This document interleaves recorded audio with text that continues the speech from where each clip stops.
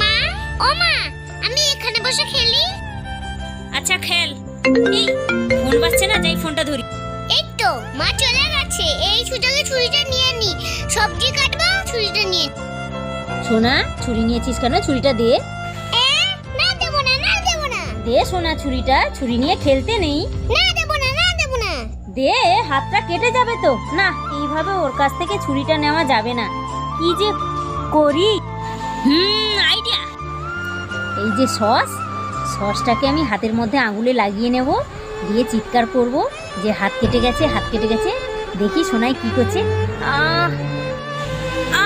হাত কেটে গেছে, হাত কেটে গেছে। ও বাবা, আমার হাত কেটে গেছে, তাড়াতাড়ি যাই। মা, তোমার হাত কেটে গেছে? হ্যাঁ সোনা, এই তো কাটতে গিয়ে ছুরিতে হাতটা কেটে গেল, কতটা রক্ত বেরোচ্ছে।